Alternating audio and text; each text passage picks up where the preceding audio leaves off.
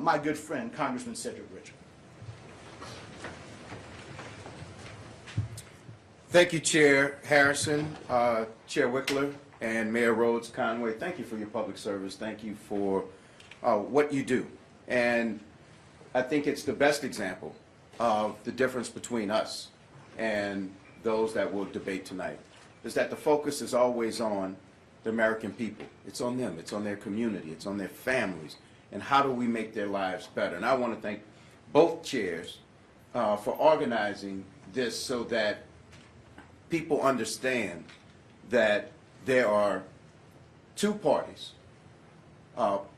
espousing their values tonight. And you will see one side that is a race to the extremes in order to get to a MAGA base, and the other are the four people assembled here talking about the American people, the challenges they face, and how productive this president was. And I will try my best not to go over some of the things that were already said, but what I do want to focus on, because I was there to witness a lot of it, was the focus and the accomplishments of President Biden and Vice President Harris since the first day that they took office.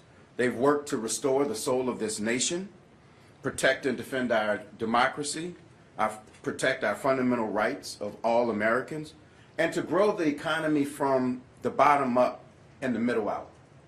And that, I just want to say, is not just a philosophy, it is a value proposition. Because the president said in his campaign when he started was that the middle class built this country and labor built the middle class. And he wanted to restore that focus on working families. And so when we talk about his first 2.5, 3 years, it's been historic. And I'll just run down some of the things that distinguish us. While Donald Trump had the worst jobs record since Herbert Hoover, President Biden has helped create 13.5 million jobs, the most ever created in 2.5 years. As Jamie mentioned, we have the lowest unemployment rate in almost 50 years, and some of the lowest unemployment for African Americans and Latino families on record. After a recession that was made worse by Trump's failure to tackle the COVID-19 pandemic, President Biden has led the strongest economic recovery of any industrialized nation in the world. And I want to make sure that people understand that President Biden came in office focused on fighting COVID, but also restoring this economy and making sure that we continue to lead the country. The other thing that distinguishes this president from the people that you will hear tonight, when the president talks about COVID and leading us out of COVID, he doesn't talk about it just as a pandemic. He talks about it as the fact that so many people lost husbands and wives and children and parents, and that it was a toll on the families in this country. After President Trump promised to restore manufacturing, even took credit for manufacturing projects that never happened. Jamie mentioned Foxconn here, and there are others. President Biden has ushered in a record number of new manufacturing jobs, and here in the Badger State and all across the country. And what that means is people going back to work, families having another breadwinner in the house. And what the president has always said since day one is that a job is not just about income. It's also about dignity. It's about humanity. And so that's why we have such a focus on the job creation, the historic job creation by this president. We also delivered, unlike the former president touting lowering drug costs, President Biden actually did it. And when you talk about capping insulin at $35 for our seniors, that is a big deal. That means our seniors don't have to make the hard choice between groceries and medicine, or paying their rent or other bills and their medicine. And that's the type of leadership that we are so proud of in the Biden-Harris administration because, again, this is about families. This is not about politics. This is about delivering on purpose and making sure that we fulfill and help our American families.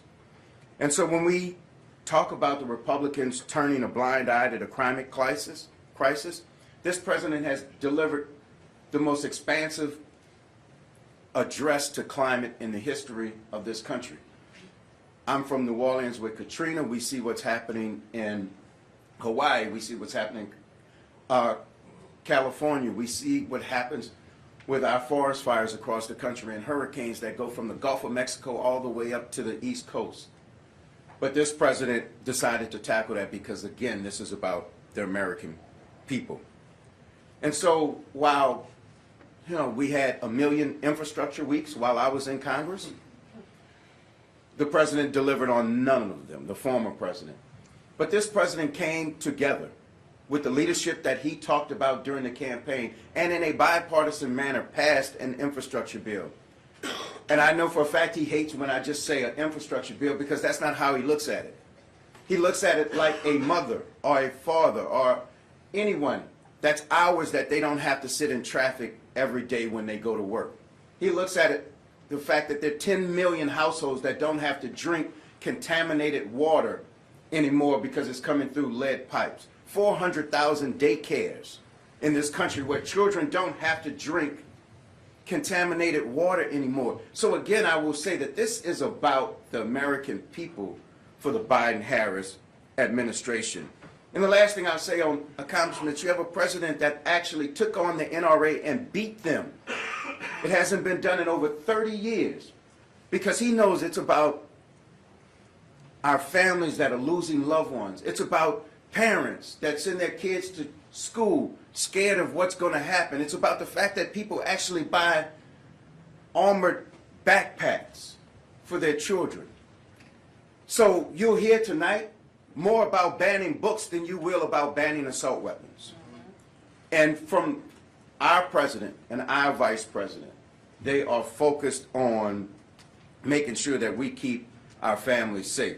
So I won't go any further because I prefer to you all to ask questions, but I will just tell you that the difference you will see tonight is a race to the extreme issues that the MAGA base want to talk about and what they want to hear, and you will hear a feeding frenzy in an attempt to do that. But from here, you will hear us focused again on the challenges that the American people face, our ability to meet them, and our ability to meet the challenges that we know coming down the road. And the last thing I will say is that when you talk about leadership and you talk about determination and you talk about the ability to do things others couldn't, the war in Ukraine is a great example. This president united the West on Russian aggression. And I know that you all remember because you all covered it. Even when President Zelensky didn't think that Russia was invading, we were still uniting the West to make sure that we could help Ukraine when that moment came. And that's the difference between rhetoric and leadership. And we are proud of the leadership of both President Biden and Vice President Harris. So I'll call them all up to lead us in Q&A.